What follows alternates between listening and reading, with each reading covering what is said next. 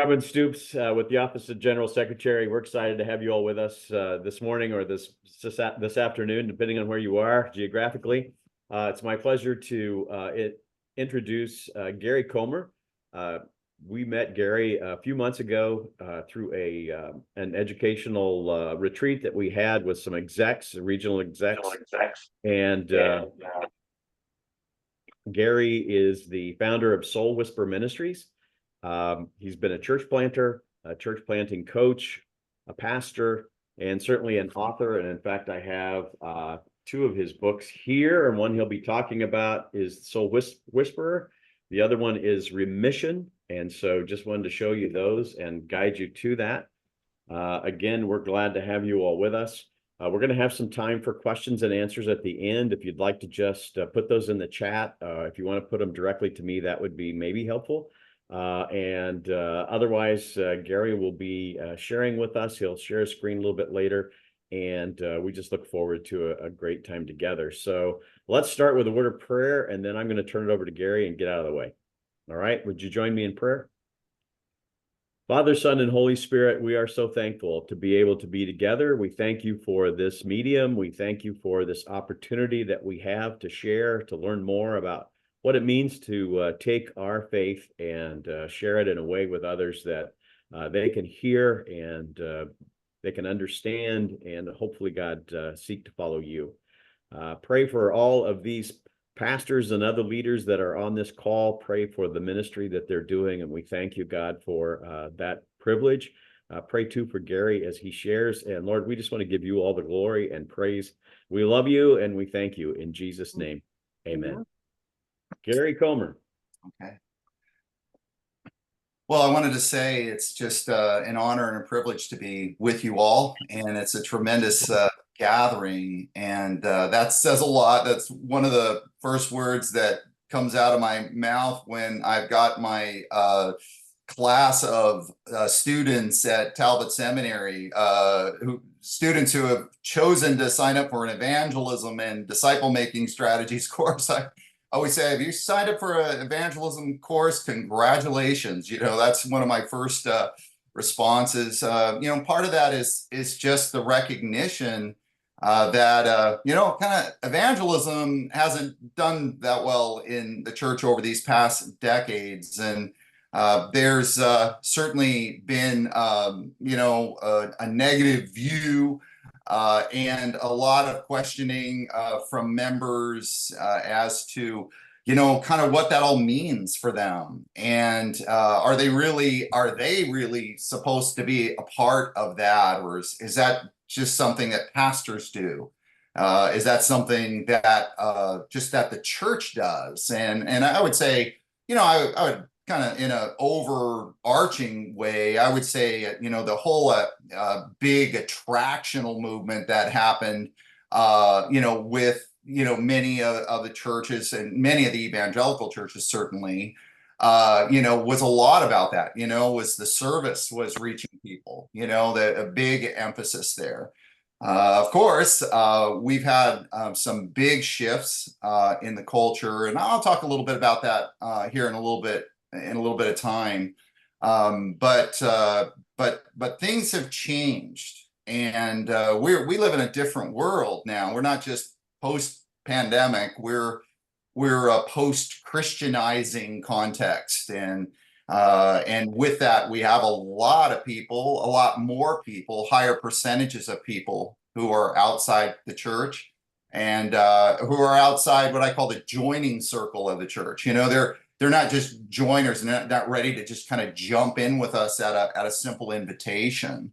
And yet they are the people that God has called us to reach. And so the conversation about evangelism and, what we're doing in our churches, how we're, helping our people to understand the mission mandate of Christ, his heart, what he wants to do and how he wants to use us is incredibly relevant and vitalizing today. I believe it's vitalizing to people in their spiritual lives, their spiritual formation. I believe that it's really supposed to be something that's really central to our spiritual formation, and somehow we've kind of missed that link, that connection.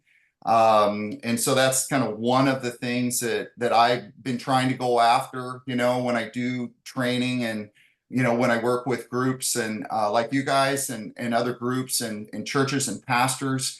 How do we broaden the vision of our people, and how do we help them to understand mission, as really an integral part of spiritual formation.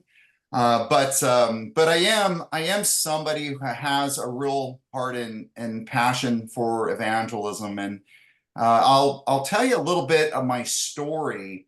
And I like to kind of open up with my story so you can just understand who I am, and a little bit of the context there. And then I'd like to not only introduce myself, but introduce a little bit what God did. This is a lot of really what God did in me, and what God showed me. So there's quite a bit of practitioner in kind of where I lean, and what I teach. And so, meaning a lot of things that God taught me happened in my engagements with non-believing people, my relationships with non-believing people, and what happened. I want to kind of cover a little bit of what we're gonna, a little bit of just the foundational aspect of that, like how the Lord kind of moved in me and began to reveal some things that were different, and changed my thinking. And then we have another session here in a month, right? Or so. So this is the two-part. And so what I will do in that second session is I want to teach you not only kind of the foundation of engagement from this one, but I want to really get into, what are two very potent ways that we can teach and train our people to be effective as gospel influencers. And so I want to talk about two skills that are in the book Soul Whisperer, things that the Lord again showed me. So those things were just like eye-popping, like, wow, I call them whiteboard moments, where I'm like going to my whiteboard and I'm really diagramming what happened, how that happened, how did that unfold, how was it that person was reached, and what was vital to that, what was important in that, in that interaction. And so that's what we're going to do over these two different sessions. But just to get back and just to share just a little bit of my story, I grew up in a secular family. So my dad was against really the church, had somewhat of a bad experience, and that was kind of a big excuse for him. Pushed away from the church. My mom had roots with Lutheran roots, and so there was always a little bit of something there, but she would say, the best religion is being a good person, so she had her line, for me. But then I came to Christ through a gal who had reached out to me and really had the heart and the passion to be sharing Christ with me. And that happened when I was 21. And so, and when I remember accepting Christ, I was out on the beach just by myself, and I was ready, all right, I'm gonna try this, and I prayed my first prayer, first prayer that was like one of those prayers, and God met me afterwards, and boy, I experienced the power of God in my life, and wow, just what a turning point. Within probably a couple years, they pulled me on to church staff, and I was like the campus guy, working with a college ministry. doing a lot of evangelism out on the campus. So talking to people, students on the campus. And so I did that for a lot of years and kind of learned how to do that. Certainly have some, ability to engage with people that way. And so, did that. But also as those years progressed, just began to recognize that things were changing and that the overall ability to reach somebody and just to sit down with somebody or just contacting someone, hey, and the campus is a unique environment for that too. Students are a little more open to just have conversations with other students. And so, but even there, it was changing. And so, I really began to see some things, went on to plant 2 churches. So many of you are pastors, church leaders, I 2 decades, I was a pastor of a church, planted 2 churches. And so, had the experience of leading in the church. And then, God kind of took me back and got me into the DMin program at Talbot. And it was at that time in my life that God had connected me with a couple skeptics. One was an atheist and the other was a theistic skeptic. And so, one of the gals, it was at the church, she kind of handed off her husband to me, every once in a while he'd show up to church with her, but he was an entrenched atheist. And so she kind of handed him off, to me, hey, I don't know how to get through at all. And so I did something right at that time, and it wasn't really premeditated. It was just kind of a guttural kind of thing, but I did something right. And I just said, hey, David, how'd you like to get together, and let's just get to know each other some. And I'd like to learn a little bit more about your views, your beliefs or lack thereof. And, I'd like to share some of mine. And so that just began a relationship. And then God brought in another person into my life who was, I call a theistic skeptic. And so here I am journeying with a couple different people. And so I had really never done it before. I'd never done that before. I never had a kind of a meeting weekly with these people and having these conversations about faith, people who are clearly not Christians outside the faith. One guy doesn't even believe in God. So I had never had that type of experience where I was willing to kind of give myself in that direction.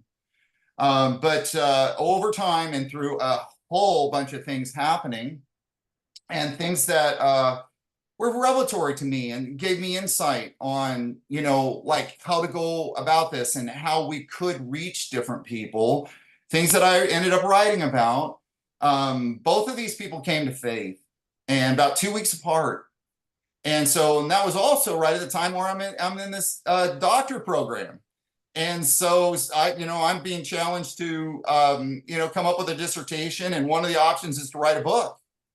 And so as this is happening, a couple people come to faith. I'm on my whiteboard. I'm scribbling all these structures on what happened, on how these people were reached.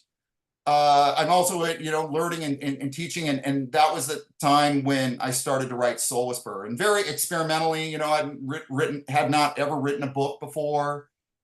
But I began to kind of write about what had unfolded, and the Lord was opening my eyes to the scriptures. I was just seeing some things in the scriptures about Jesus and how he read people, how he never said the same thing to anyone, how he was so customized in his appeal to people. And I began to kind of break that down and start to talk about, what is he doing? What is he doing? And that was the inspiration for the title of the book, Soul Whisperer. I saw that Jesus was looking deeply into the needs and the storylines of individuals. And so he was having powerful, pinpointed type conversations with people, which was really very different than the way I'd always done evangelism. And nor had I really, in a way, kind of looked at evangelism through that relational paradigm.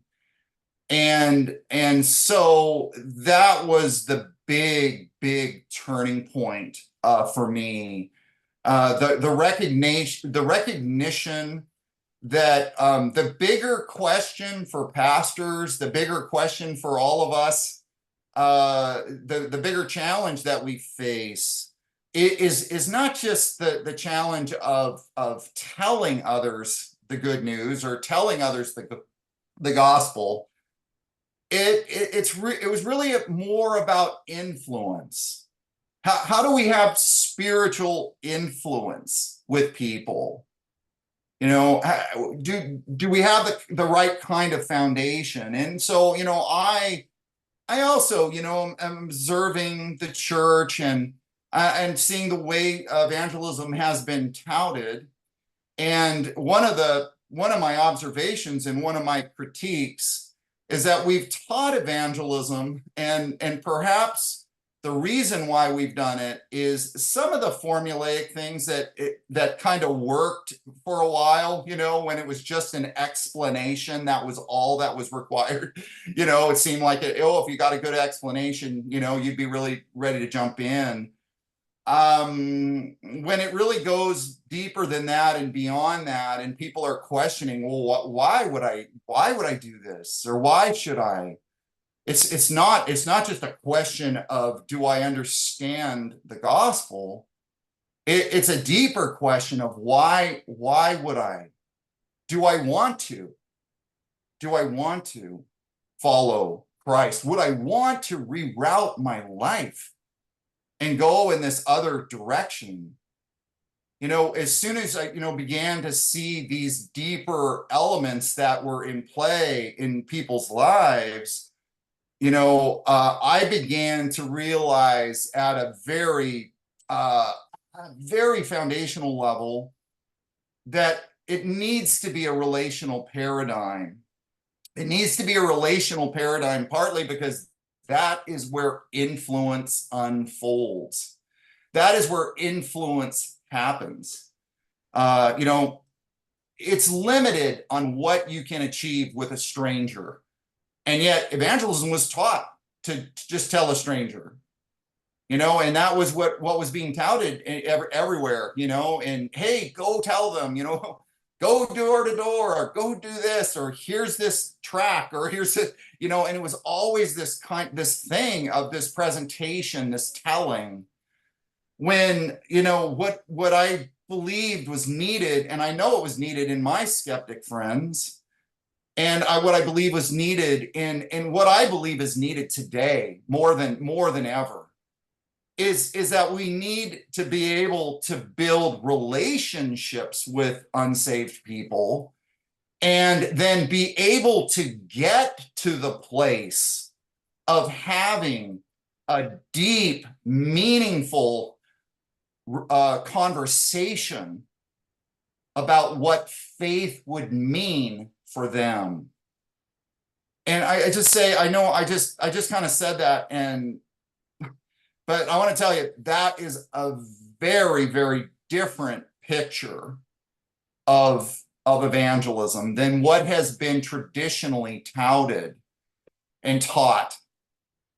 And yet, if we are to re-enlist church members for the gospel, part of it is to help them to have a workable paradigm, something that they could actually do, something that they could see themselves. They can be in their skin. It can be authentic to them. It's not a pitch. It's not a proclamation or a presentation, really, in that kind of sense. It's a relationship, and it's a deep conversation with somebody, an interchange. And so this is where, you know, the Lord began to, you know, try to move through some of my experiences to try to help others to understand, what are some of the learning type of things that you would need to learn? Like, what are some of the practices? What are some of the skills? What are some of the things that you will need to practice, to engage with? What is the thinking that you need to have? If you as just a church member are to be effective in actually leading others to faith and then making disciples. And so, of course, the relational paradigm fit the disciple making vision too. Jesus didn't call us just to get decisions. He called us to make disciples. And when there's a relationship, then we have that influence to disciple them further.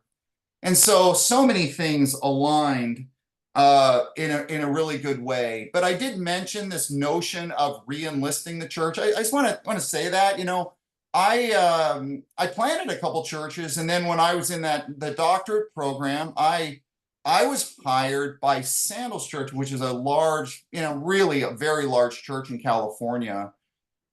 And they hired me as, my title was outreach director, but I was really, training people in evangelism and doing the discipling part and working with new believers, working with the compassion and the justice ministries of the church. I was doing all of that, doing kind of that outreach side of things. But what I bumped up inside the church was, again, this, and I saw them in two camps. There were some of those who had just kind of really rejected the way evangelism, the way they saw evangelism, didn't really want to be a part of that, didn't see that really fitting them. And then there was the missional camp, the compassion and the justice people. And boy, they saw those, who were, talking about evangelism. They saw the evangelists running over the needs of the people that they were trying to love and the needs they were trying to meet. They saw it in a negative, very negative light. And I began to realize, wow, we need something that's so different. We need to recapture the imaginations of people in the church about Christ's calling and his mission and what that means for them and who they are.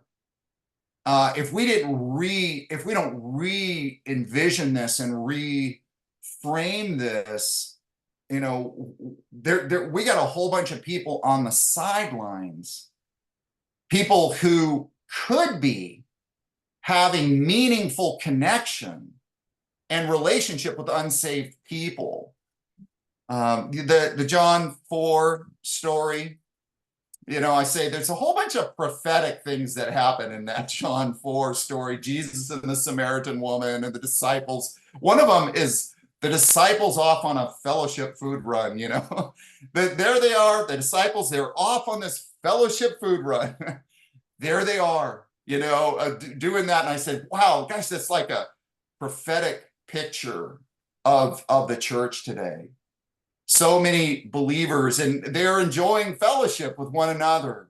They're enjoying the food and they're doing all this, but they're off on that fellowship food run.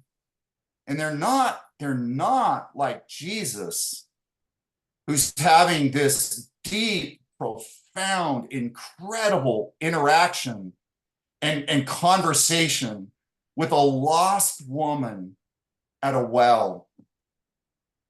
And I'll tell you, what we see happen there, the ripple effect of the gospel, the power of the gospel. One person believes, goes and shares with a whole town. They all come out and listen and are with Jesus for 2 days. Many of them believing. A mini revival happens right there. And it all began with that one conversation. Yes, go ahead. Did somebody want to jump in? No? Okay. I don't mind. That maybe that was just a cough. Okay.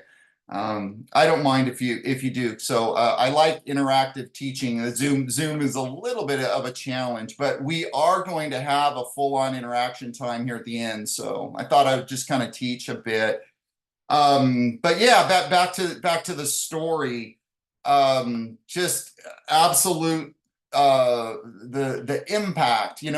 Think for a moment. If your people in your church are not adequately equipped and trained and celebrated and supported to be a part of the gospel mission,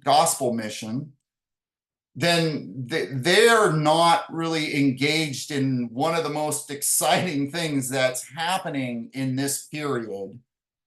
The real story is the story of the church and the expansion of the gospel. And not only do they have the potential to reach people in their spheres, if they're properly equipped, if they're supported, if they're able to be in a church context where, gospel sharing is valued, relationships with unsaved people is celebrated. But if they're not doing that, they won't see the fruit, and nor will they see the broader, bigger picture of what God's going to do with his gospel. God isn't going to just reach one through them, he's going to reach others.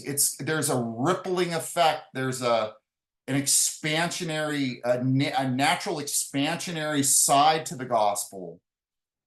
And so, sometimes when I'm looking at churches and working with pastors, I'm saying, one of the things that would really help you, there might be a lot of things that could help, but one of the things that would help is actually to see some people coming to faith, to see more people coming to faith. And because that's a story and it's exciting. And it also opens up new networks of relationships. Influence happened. We saw this when I was working at Sandals. It was, the Sandals would do a baptism, large church. Okay, large church. When I was there, we're talking 6,000 or 7,000. They're much bigger than that now. But I mean, large church. But they would do baptism, and usually baptism would be around 30 or so. And then there was a time we did a baptism, and we baptized over 200. And the senior pastor said, like, kind of what's happening here, but there was a lot of activity underneath that. And part of what was happening is that we were seeing people come to faith through some multiple different means and ministries and very intentional types, engagements, classes, training, all of that. We were seeing people come to faith. And then we were seeing new believers reach their friends. You see, and that was why that number had popped up so much. It wasn't just, that, hey, this was all just happening from the church. There was that expansionary aspect happening. Very exciting. I like to cast that vision because I think it's faith, right? And I always say, evangelism and mission is going to touch every element of who you are as a believer. Every element. It's very much integral to your heart, your heart. I mean, is your heart aligned with the Father's heart? Is it, asking that question. Are your members' hearts aligned with the Father's heart? Is there that type of love that is pouring forth from them for the lost, for those who need the good news that we're the recipients of, we're the receivers of? Is that there? That's a big question. Do our people have faith? How much do we believe that God wants to use us? How much do we believe that the Lord has given us his calling, he's entrusted to each one of us his gospel? That each of us has a sphere. There may be some people that only your member or your members could reach. Because no one else is close to them, the pastor isn't close to them, and they're not just going to be jumping into your church. And so these types of things, our spiritual formation, our alignment, our faith, they're all a part of this. They're all a part of this. This isn't ancillary. This isn't this last thing on the list, on the discipleship list. It was never supposed to be the last thing. It includes our intimacy. I mean, look at Jesus. Read John. It is incredible to see this. I do nothing of my own. I do nothing. Only what the Father is leading me to do. It's this picture of a leading father and a shadowing son. Jesus is shadowing the leading of the Father. Whoa, is that our picture of our lives? We get up and, Lord, what do you want me to do today? How are you leading me? And is my heart aligned with you? Am I engaged in the world, engaged to do what it is you want to do in the world today? These types of that close intimacy is what we're talking about. And some people, what? No, that doesn't have anything to do with intimacy. Yes, it does. It has everything to do with intimacy. And when you get involved in a relationship with an unsaved person, you're not doing that alone. You cannot save them. God saves them. But you are, in evangelism, that human agent that the Lord is using. You are partnering in an intimate way with the Father to fulfill what it is he wants to do in touching this world and redeeming this world. And so these types of deepening, bringing depth to mission, bringing depth to discipleship, bringing spiritual formation is part of our challenge. And I'll share this too. We have the Luke 5 passage where Jesus is first of all just and this is a good one for pastors here. But Jesus is, first of all, he's teaching at the shoreline. So he's out on a boat and he's teaching to the shoreline. And it's that famous Luke 5 passage, his recruitment of the disciples. So first of all, he's teaching the shoreline. And then what does he do? He asked Peter and he asked them to set back out, to go back out. Okay. And so they go back out. And then the great catch. And then Peter falling to his knees in humility, depart from me, a sinful man. Because why? Because when they went out to sea, that was when Peter and the others saw Jesus, his power, a beginning glimpse of who he is as the Messiah. And I like to say, you know what? There's teaching at the shoreline, and then there's the growth that happens when our people set out, when they get out there. And those are two very different things. But I want to say that some of the biggest growth that is going to happen in their lives, and it happens in your life and my life this way too, that growth happens not just at the shoreline, and that's important, the teaching part, that's true. But man, when we get out there, it's when God does some amazing things. He shows up. He reveals himself to us in ways. We see him in ways, in big ways, in powerful ways. He grows us in ways that we couldn't grow just from the shoreline teaching. needs to be part of our whole spiritual formation vision. You know, our people, they need to get out there. They need to experience growth as they're doing the work of God and they're doing the mission of God, because that is where the Lord's going to show up, and they're going to see him, and it's going to be transformative. It's going to change them. I know some of my big stories of my own growth happened when I was out there, a little bit out on a limb, out on some edge somewhere. But it's definitely a part of what the Lord wants to do.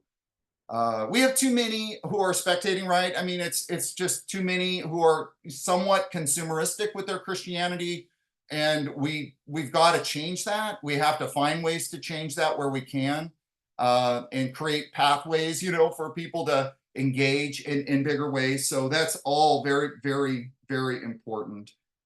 So, you know, I wanted to share a few slides, talk a little bit about where we are. Let's give this a shot here.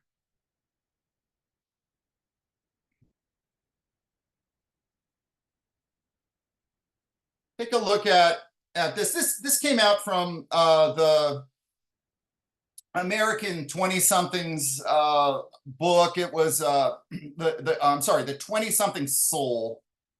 And they pulled research, and I thought they did a really good job of breaking down what was happening with the young adults. Okay, the 20-somethings. This was a book that came out in 2019, I believe. And anyways, these academics, they did a good job of breaking things down. But take a look at this pie chart for a minute and just talk about, touch on shifting culture. You know, everybody knows and is aware, my goodness gracious, one of the greatest shifts that's taken place in these last decades has been the non-religious identifiers. And look at the number that they tallied off really a large sampling of young adults. 29%, 29% nuns, non-religious identifiers, massive change. You know, what does that tell us? There's a huge number of people who are just not identifying with the church and not identifying with any kind of faith. And so that is bigger than it has, bigger than it's ever been in the American history as far as things. It really is a big shift. And so looking at that, but we can look at the rest of these numbers and see some other things too. Of course, we have other religions, and that's growing, by the way. It's growing. So not only we have just those who don't identify, we have people of other faiths. I have right across from us, our big park up here, we have a mosque, and man, I'm telling you, it attracts so many people. I have a friendship with the imam over there, and I've been over there a lot, and I can just tell you, it breaks my heart. It breaks my heart. There are so many who are really caught in that. You know what I've called Islam a brilliant deception. Okay, a brilliant deception. But they are missing out on the salvation of Christ. They are. I'm trying to do what I can to reach him. And so I'll share more about that later, how that relationship formed. But yeah, Roman Catholic, 18%. Now, I have family members who are Roman Catholic. And believe me, do I wonder about their salvation? Absolutely. Partly because there are some, though we have believers and we have Christians and we have non-Christians in both Protestant as well as Catholic faiths. Sometimes it can be more confusing within that Catholic context.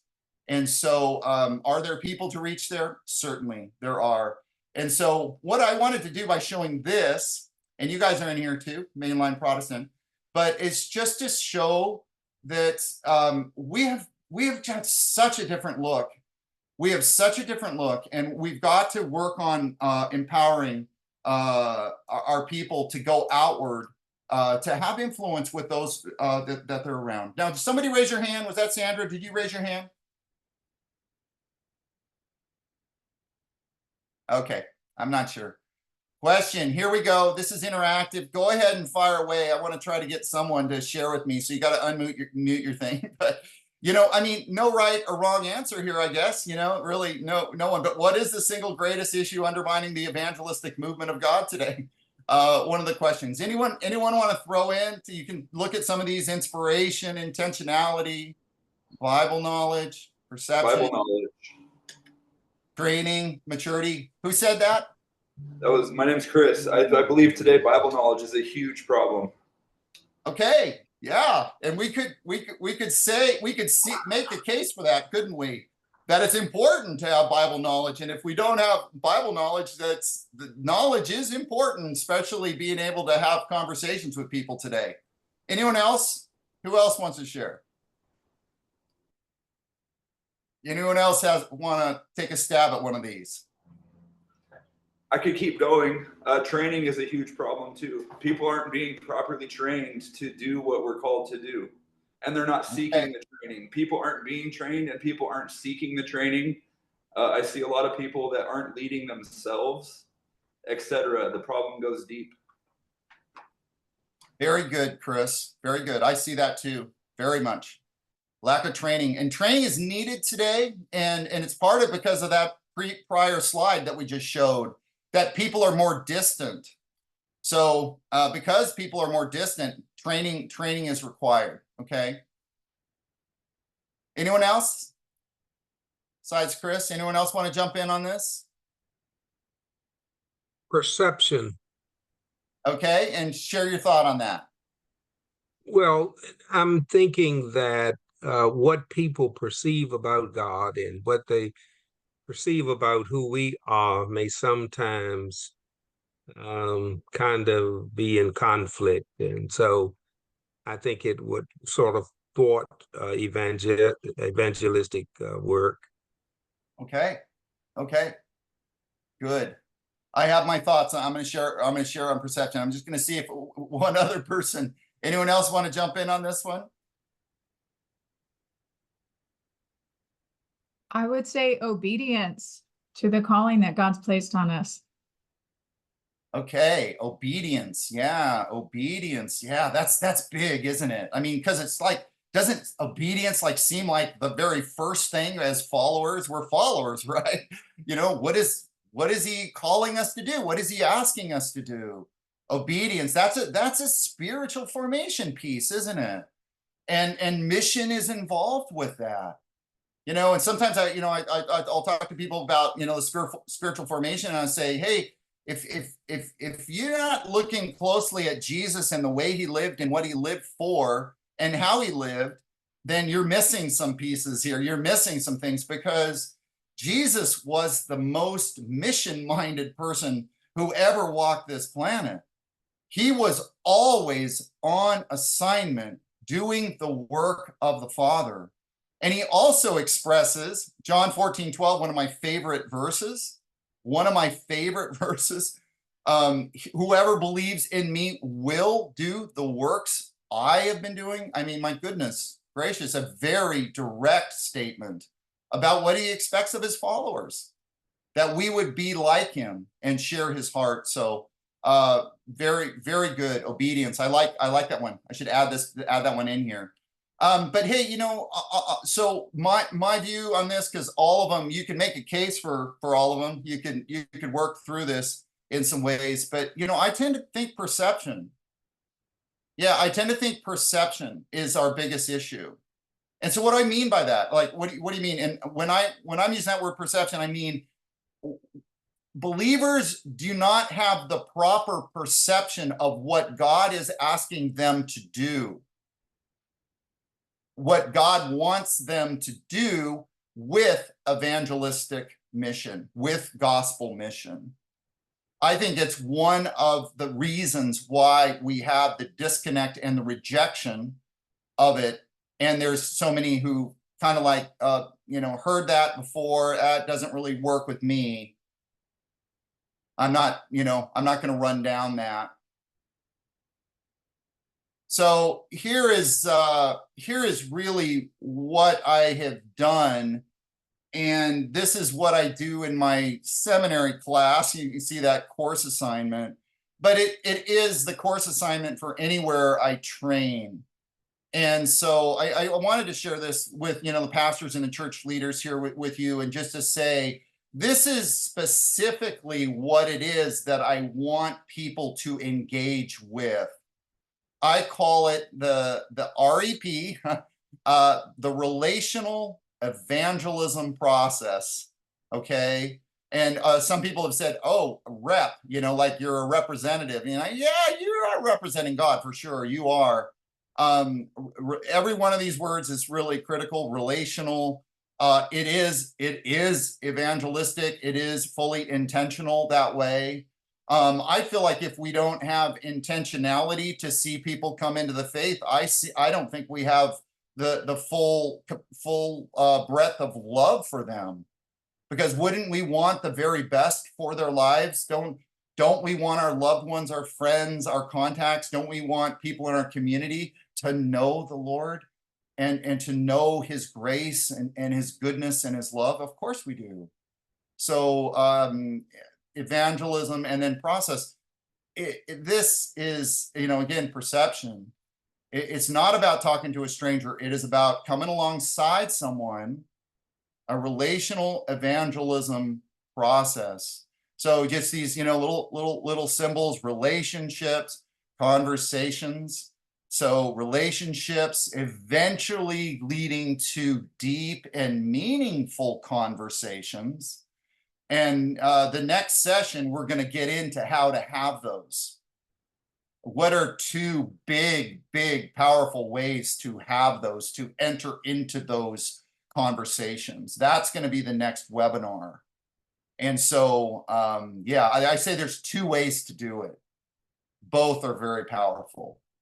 So relationships, conversations, ultimately leading to decisions. And yes, I'm for people making decisions. I want them to make a decision. I want them to accept Christ. I want there to be a time in their life when they choose to follow Jesus and to trust what he did on the cross on their behalf. And so, but this is the REP, I'll just say it's been kind of pretty incredible to see what's happened when you teach this. I have some small group material called Launch Point. It was Sandals had asked me to write curriculum for helping their community groups to engage in their communities missionally, to engage in mission. And so, I teach, the relational, the REP in there. And I remember, Sandals, we saw great things happen in that, but I taught the class, or I introduced the class. I introduced it to just one group in my region in Corona. That group ended up reaching 5 people. I mean, I told them, you guys just outperformed a lot of churches in the land. Your little group of 10 just outperformed. It was over about a 6-month period. And I've seen the same thing happen in the seminary. The seminary students, okay, so what happens with the seminary students? They find out in my class that I have a field project. It's this. They need to get beside an unsaved person. So what is the first issue that we deal with? Is that many of the seminary students do not have relationships with unsaved individuals. Uh-oh. And you kind of think, wow, they're seminary students, right? These are like, these are kind of high bar Christians, right? Why don't they have relationships? And so what happens is they end up writing a field project about how they can get into new circles and get beside people who are unsaved. Well, what I just shared is exactly what would end up happening with your people if you are to teach the REP. Because some people are going to immediately have someone. Oh, I have a friend. Oh, I have a family member. Oh, there was so and so here that I'd like to reach out to at work. Some people are going to have someone. Others are going to draw a big blank. And what does that reveal to us? It reveals that we, as a church body in our time period, are isolated.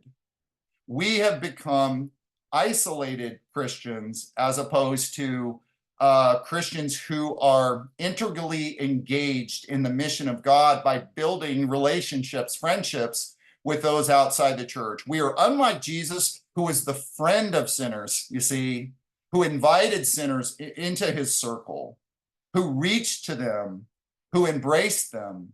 We're unlike him. But boy, this is where it gets exciting again.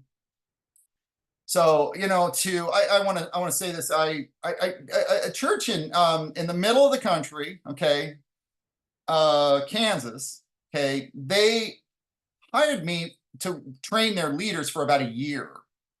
And so I worked with the leaders there, but the pastor never attended any of that training.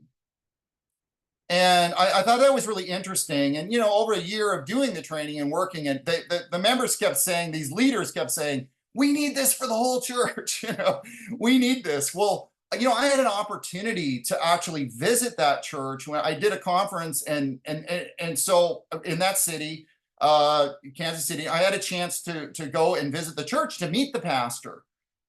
And so what happened on that day is they had a baptism, and it's a church of 2,000 members, and it was packed. These 2 services, and it was packed. And so I watched the baptism, and we all celebrated. I celebrated. It was great to see. There were 6 people who were baptized on that day. 4 were small children. Okay, the pastor was really giddy over the excitement of one of the 10-year-old's testimonies, and it was beautiful, and I loved it. But I couldn't go away from that whole experience without feeling just a stinging pain from what I was observing with that church. And I asked, how often do you do baptisms? Is this every month, or, you know what? No, we do 2 a year, you know, 2. No, let's just say 4. Let's just make that a quarterly baptism. Because if you look at those numbers, 2,000 members, and they reached, you know, even if it's a quarter, 2 adults, that's an isolated congregation. That's an unhealthy congregation. I don't care how big they are. It doesn't matter how big you are. That's not a measure of your missional health and your overall discipleship health. And so, you know, I was reaching out to that pastor to get to help him. Was he open to receive that help? No. And so things can be so different, but it is going to require leadership. This is a picture of David. I mentioned him before. This is my entrenched atheist friend. This is at a Journey tribute concert in our city. And so it's funny, this was after he had come to faith. But we went, and I see him at this Journey tribute concert, and I just pinched myself. It was so cool to be at that thing, because all I could say to myself that day, and pinching myself that day, we had gone on an incredible journey together. And he came out of atheism and came into the faith, and his wife broke down in tears. And he's been a faithful church member. He's even like on a kind of their pseudo staff now of a smaller church. Anyways, love it. The journey. Okay, here's my imam friend. Okay, Aubert. Yeah, and so have I reached him? No, deeply entrenched. Do we have a cool friendship? Yeah. Is he amazing? He's amazing. Unbelievable person. So, you know, so really cool. Learned a lot, read tons of books, you know, learning how to appeal to someone who's deeply entrenched. There's some good things that are happening here. This story's not over. The 3 stages of the REP, and then we're kind of going to close up here and do questions, okay? But this is what I teach. It's in Soul Whisper. And why do I teach this? Am I trying to complicate it? No. This is exactly the way it happens. And it's the way it happens all the time in the REP, the relational evangelism process.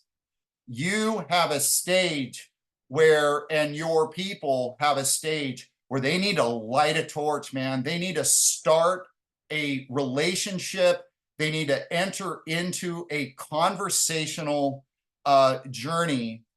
And really, in a way, what they need to do is they need to frame up a conversation.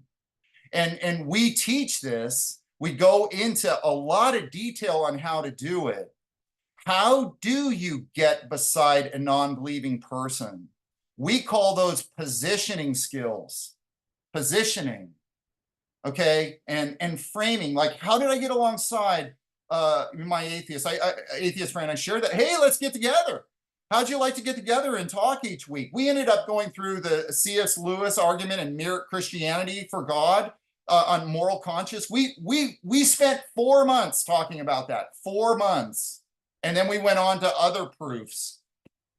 But we ended up we started a conversation every week, getting together. Same thing with my mom friend. I go out to dinner with him with some other Christian friends. Okay, we go out to dinner. But I'm saying to myself, this could go nowhere, or it could go somewhere. But Gary, you're going to have to frame this with him. So I call up over to the mosque. Hey, it was really so nice meeting you. Hey, I'm a leader. You're a leader. Hey, I'd love to get to know you a little more personally. Hey, so we get together for coffee. What am I doing there? How would you like to get together every week? And I'd love to learn some more about Islam. And I'd love to share more of my Christian faith too. And that began our journey. This is called framing. You have to teach your people how to get beside unsafe people. And then there's the trail part of this journey. That's how do you journey with someone? There's a lot to learn there, friends. How do you have safe conversations? What does a safe relationship mean? Do we have safe conversations with people? You have to have safety. You have to. It means the relationship is not threatened by any of their views or beliefs or opinions. They can share whatever they want. It does not change the friendship. You're safe. And safety brings out honest, real conversation. Lots of other skills in the trail. And then there's a whole bunch of skills that are in the traction. And that's when you get to the place you've been journeying with them a while and you want to reach them. You want them to come into the faith. So, of course, all of this is written out in Soul Whisperer. But there's a lot there to practice and a lot there to learn. And I'm not trying to make it more complicated. I'm trying to say we need to school ourselves on how we can actually be influencers of people. How do we actually reach them? How do we eventually win them? It's not just a one-time, one-hit wonder conversation. It takes more than that. And we can see a lot more fruit. And so a lot of this detail is in Soul Whisperer. But I'm done on my part here because we want to open this up for the interaction side. And so I'm going to unshare this, stop the share on the screen. Let's see. All right, I'm back. Okay. So, and Charles, hey, I know you're there. If you want to jump in and say anything in setting this up, you can. But just want to interact at this point. So I just want to answer questions and interact with you. So opening it up. Actually, it would be Robin doing that. Okay, Robin, thank you. I'm glad to help out too, Gary. Good to see you, Gary. All right, thank you, Charles. You're welcome, Charles, to chime in anytime. Just looking at the chat, Gary, one of the things that is being talked about is intentionality and also approaching a relationship with what seems like an ulterior motive. So, building a relationship with the sole purpose of bringing someone to Christ versus what you're talking about. Explain that a little bit. Okay, so the kind of the question deals with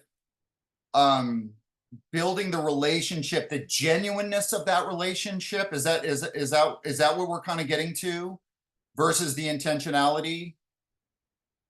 So they don't feel like a project. Is that kind of what we're getting to there, Robin? Exactly. Yeah, I think that's exactly it. It's in the chat there. It's in the Yeah, I chat see it. with I see it. I pulled it up Miranda. on the side. Yeah.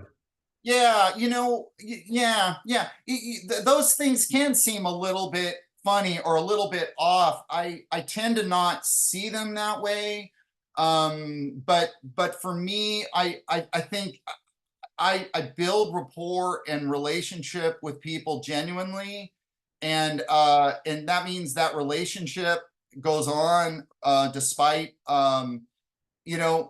despite if they come to faith or not. I value them and love them.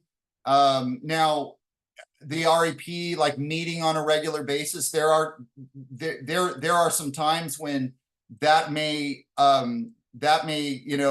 end, or where you're not meeting with them on a regular basis. It's very possible that could happen with an REP relationship, but the relationship shouldn't end. The relationship is genuine.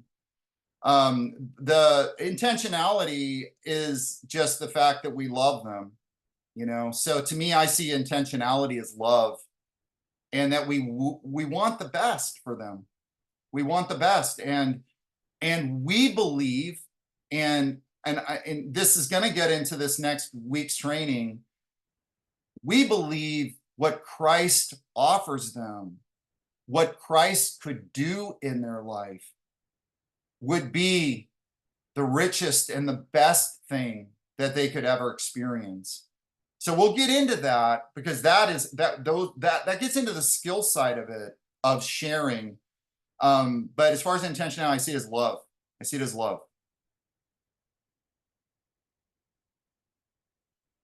What else? Let's see.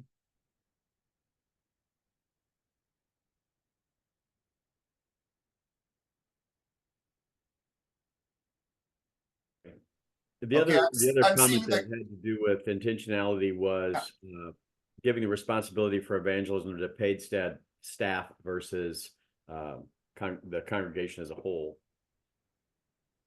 Yeah, let me go back to, and just so I see Miranda's comment, but many non-believers, including my former self, many of the non-believing friends are weary of Christians approaching you and trying to have relationships with you, because they know that you have the ulterior motive of converting you, and that they are not trying to have the relationship with you for the sake of just having it. Yeah, you know what? I think I think that that's true. That can be true if you've got some if you're in a context where there are people who are pursuing something with somebody, or where they've been pursued by somebody and they didn't feel like it was a genuine relationship. That could be just a barrier in itself, and that's what I sense here from Miranda's comment. Where the person hasn't experienced a genuine, good, healthy relationship with a Christian. And I say, if you have somebody who's on this side, then you're probably going to, you're probably going to tone down, I would think, some of the conversation about faith for a while. But I think that faith, eventually, the conversation about faith can be natural. It can be about who you are, about what it means. Eventually talk about what it means to them. And I think you will eventually get to the place where they could be completely open, because you already created the genuine relationship, and they don't feel like you're just trying to manipulate them, make them a project. They don't feel that way from you anymore. They don't feel that way. So I see that could be a barrier, but I see how you could overcome it. So can I agree with you real quick, just from my own experience, just to give you guys some encouragement, because this is Chris again, but I disciple a few people and I've broken through those barriers. quite a few different times, and it really does come down to two things that you said: perception. So I was a Marine, and there's this idea of like one Marine gives the entire Marine Corps a black eye, and that's true. So if a Marine does something really bad, it makes the national news, and everybody looks down on the Marine Corps. And that's what's happened in Christianity. So many people have just gone at this in like a Bible thumping manner, even at people they were in relationship with, and it has caused, I guess, just some mud in the water. But it can be easily broken through with just normal conversation. So like what you're saying about relationship is the most important, because without the relationship, they're not going to want to hear what we have to say about anything else. We're not going to have that platform with them in their lives. It's not going to be a safe space. So we have to create the relationship in the safe space first and prove to them naturally, like you're saying, that we're not going to come down on them for their opinions or for their views, that we're not going to be so dogmatic that when we don't agree, it's going to affect the relationship and etc. So I want to agree with you, and I want to encourage all of you guys that those are barriers that have been built by Christianity, but they're also barriers that can easily come down through just direct relationship. Excellent, Chris. Yeah, so true.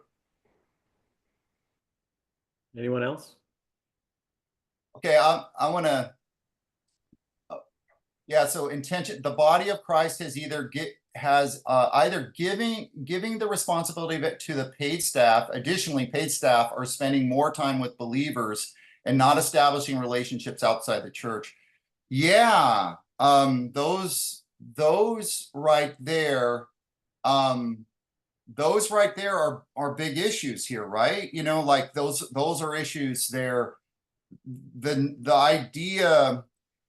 I think for a long time, we've kind of looked at the church as being really the main place where someone's going to come in and come to faith. And the church should be, the body should be a place where that happens. It is the gathering place, but boy, do we need to create a discipleship picture that helps believers to see the incredible privilege that God has given them to represent him and to love this world and to love others and be also a messenger of good news. Just such an incredible thing. Again, the relationship part is so critical to helping that to happen. So there's a lot, we kind of scratch on the surface, but there's a lot to dig into on that. And so as far as paid staff spending more time with believers and not establishing relationships outside the church, can I make a comment a little bit about what I think has happened post-pandemic? And I did look at Charles had sent me this the interview on the Great Dechurching book, and the researchers who had done the research on kind of what's happening with people leaving the church. But it is interesting to see the shift. There is it's almost a little bit of a shift. I actually thought after the pandemic we became more inwardly focused, partly because we seem to be focusing on always getting people back. And I'm not saying that that's not a valid concern and a valid effort, but it is interesting. It is interesting. There are a lot of people that have never come.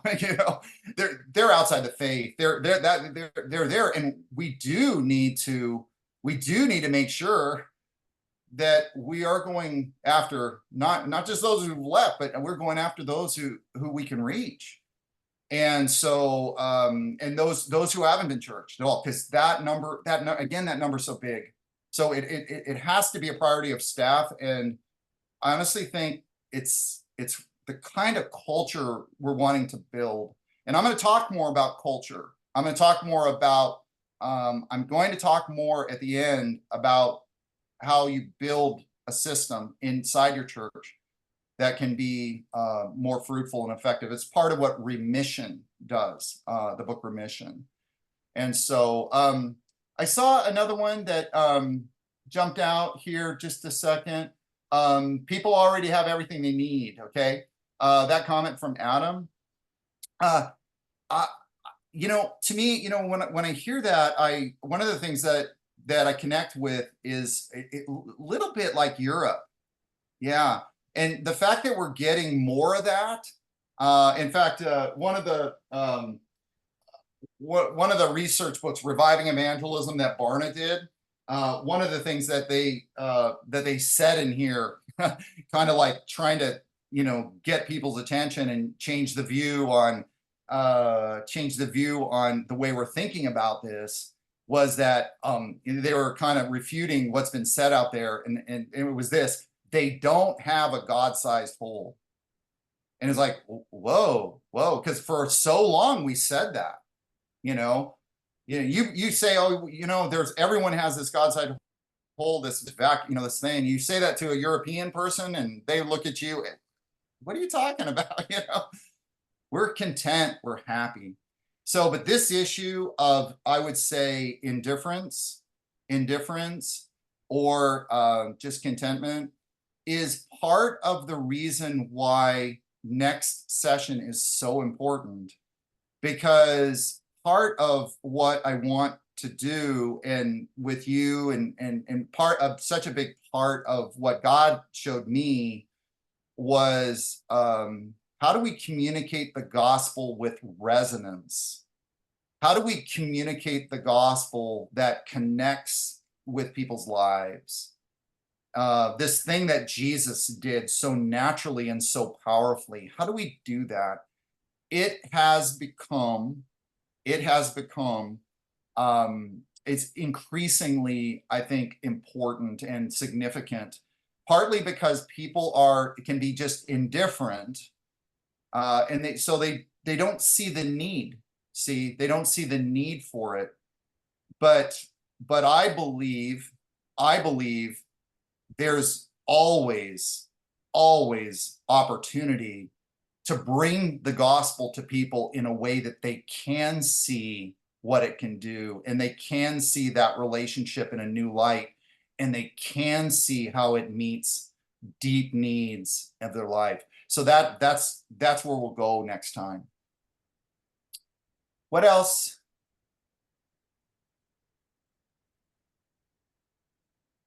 Gary. Yes. Yeah, this is Rick Eaton. You're something that you said in your book, and you mentioned here again, is really resonating with me, and has been over the last few years of my faith walk, is the idea of being an influencer. And I sort of compared a little bit difference between a truth teller and influencer. Yes, I am telling the truth. Yes, I am sharing Christ, but with a desire to influence. And when I look back on my own life, who in my life did I allow to influence me?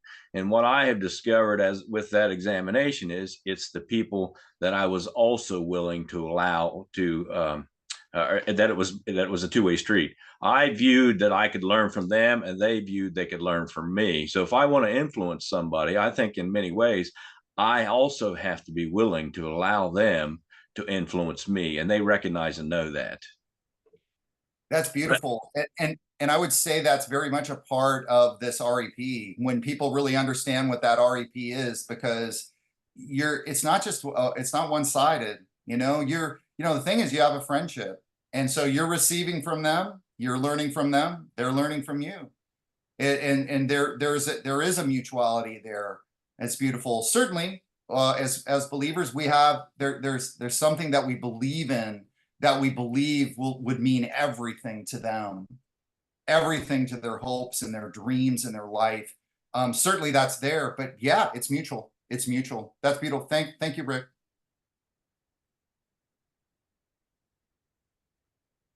So, yeah, Gina, too often the church is not teaching discipleship to the congregation. Oh, yeah. Thank you, Gina. Thank you. So here's some thoughts that I have on that, is just quickly,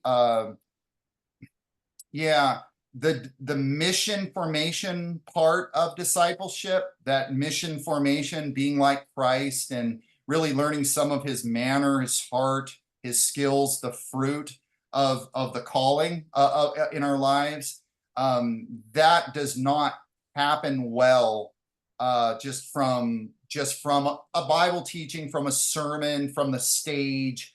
That formation does not happen well in that, because there's just so much more involved, and there's a need for practice, there's a need for feedback, there's a need for growth in different areas. There's a learning as you go kind of part of it, and so what we need is discipleship. We need structure, discipleship type of structure, in addition to the teaching, important teaching from the pastor, from the stage. We need that teaching. It's very important for many reasons, but we need to add these other elements of training to it. So there's a training apparatus that's actually helping it to be realized. So that's what I would say to that question with Gina.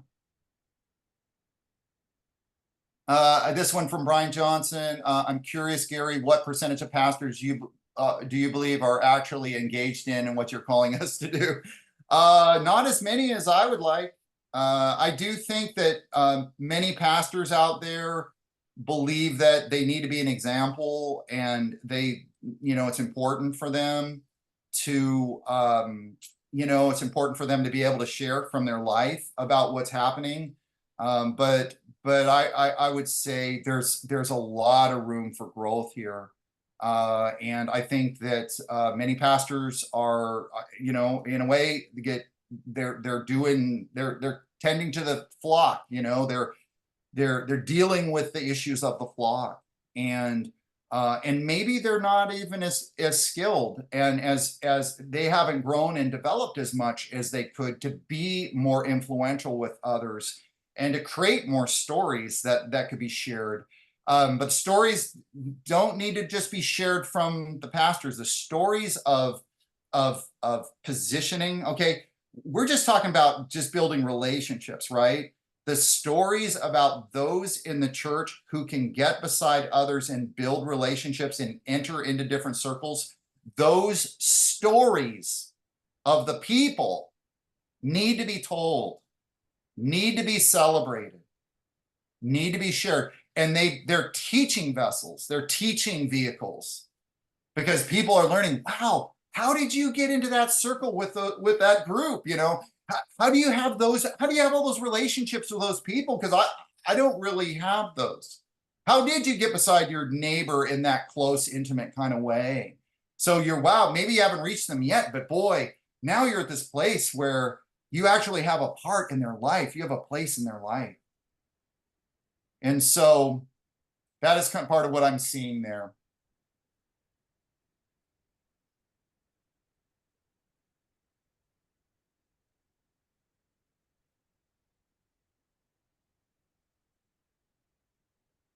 Charles asks, Gary, do you have an opinion about how much popular culture and liberal theology has infected the church? Namely, that all spiritual paths lead to God, and all people will make it to heaven apart from Christ, and therefore stymies the church as a whole.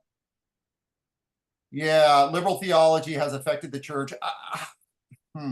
Yeah, there's no question. False teaching, false doctrine, okay, that's unorthodox according to the inspired Word of God, according to what's come down to us related to the need for salvation. We can belittle the cross. We can make little of the cross. And that don't fly. That don't fly with God. Jesus didn't go to the cross for nothing. He didn't go to the cross for nothing. It was what he had to do. It was the only way, and he was the only one who could do it. And I am going to champion that message. And yeah, I do think, Charles, that where liberal theology is, or where it's taken root, it will always undermine mission and evangelistic fervor. It will undermine it for sure. And so I don't have any great statistics on that, but yeah, it's always going to undermine it. Michael Shannon, develop a relationship in your community schools, correctional facilities, community centers. There is a captive audience. Yeah, there is a captive audience in some of those places. That's great. There are circles that you can get into and build rapport and relationship. And there's just so much. I was working with our justice ministries, when I was working with them, I was trying to get them to see, and I had read many of the justice books. And they were always talking about these different levels of need that people had. So I kind of did my own little thing with that I began to teach the outreach ministries. And I would tell them this, hey, listen, there's 3 levels of need with the people that you're ministering to, that you're loving. Okay, there's their life condition need, and that's what they're dealing with, right? That's why your organization and why your church is mobilizing to try to help them with that need, whatever that food, shelter, safety, whatever. I mean, it could be so many different things, but there's the life condition need. Okay, very important. Don't want to run over that, right? But there's also relational needs. And these people, they need relationships like we need relationships. And so there's the relational part, and then there's spiritual formation needs. And so, if we're going to get out there in these different places and in these circles, what I would teach them is that, first of all, we need to stop thinking about, just the service day thing. Stop thinking about, we're just going to go do this one day thing and it's going to be, it's going to be so great. Start thinking about ongoing ministries, consistency, where you're there, where you can get familiarized with people, where you can build relationship and rapport. And when you do that, as you build relationships, you can eventually get to the spiritual formation side. And then that radically changes that entire ministry. So I was helping them to see it. And here's my observation when I did research on this, is that many of these ministries and churches only got to level 1. Many of the people, they never build rapport and relationship with those in these different places where there was big needs, captive audiences, and then they didn't get to the spiritual formation. But we saw when the leader actually saw what it is they were trying to do, we could change that. And we saw more people come to Christ in those ministries. It was exciting. And discipleship, all of it.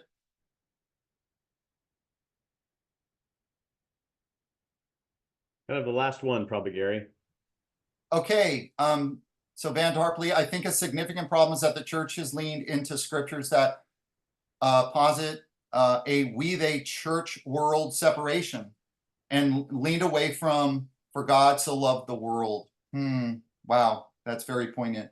This might help in group identity formation, but it does not lead to missional thinking. The church should inculcate curiosity about, empathy for, and knowledge about people outside the institution, not fear of the world. Van, that's fantastic. That's a great word for all of us. Absolutely. Yep, absolutely. The we-they, yeah. Great place for us to close for today. Thank you so much, Gary, for sharing with us. Thank you for everyone being here. We're looking forward to a second part, February 24th at the same time, and invite you all to come and share and listen, and just send you out today with God's blessing and call. And thank you so much for all that you do. Again, thank you, Gary Comer. And yes, thank you for sharing this time with us. Great to connect with you all. Praying for you all. Praying for you. Yeah. Look forward to next time. Okay. Bye. Bye. Bye-bye.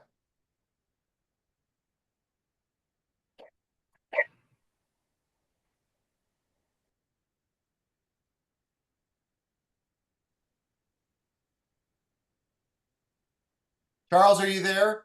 I am, Gary. Yeah, stay on, please. Yeah. Okay, good to see you today. Just for a minute. Yeah, Great hi, job. good to see you too. Yeah. All right. As long Robin. as Robin allows me to stay here. Thank you for